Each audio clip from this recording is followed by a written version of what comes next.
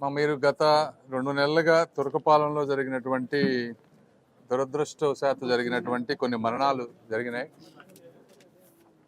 మొదటిగా మెలిడియోసిస్ అనేది very rare disease.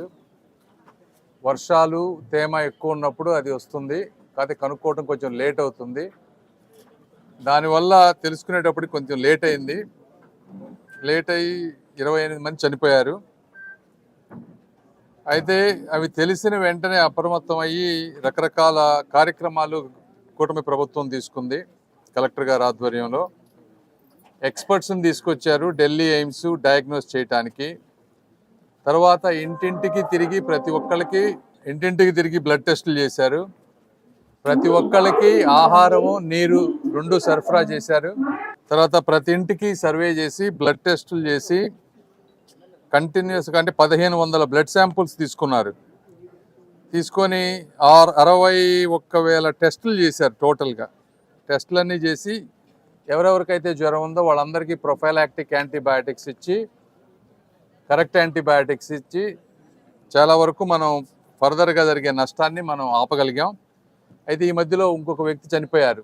ఇవన్నీ ఎందుకు ఇలా చనిపోయారని ఆలోచించినప్పుడు ఈ మెలిడియోసిస్కి సంబంధించి గుంటూరు జనరల్ హాస్పిటల్లో మనం స్పెషల్ బ్లాక్ పెట్టి దానికి కావాల్సిన యాంటీబయాటిక్స్ ఐసోలేషన్ అవన్నీ పెట్టాం, కరెక్ట్ ట్రీట్మెంట్ వస్తుందని.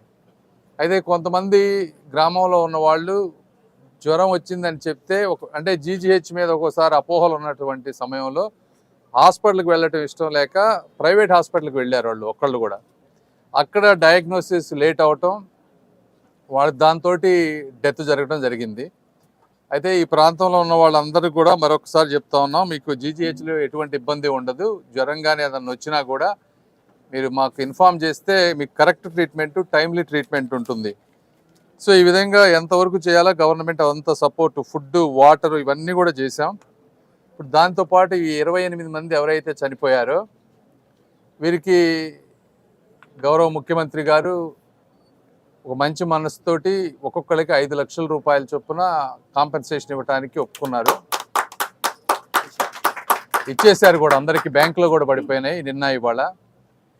అయితే ఈ సహజ మరణాలు జరిగినా కూడా ఎందుకు అంటే వీళ్ళందరూ కూడా కొంచెం ఇంటికి మెయిన్ ఉపాధిని తీసుకొచ్చేవాళ్ళు, మిడిల్ ఏజ్లో ఉన్నవాళ్ళు ఉన్నారు కొంతమంది. సో వాళ్ళకి ఫ్యామిలీకి ఆధారం ఉండదు వీళ్ళ చనిపోతే అని చెప్పి 5 లక్షల వరకు శాంక్షన్ చేశారు ప్రతి ఒక్కళ్ళకి, 28 మందికి.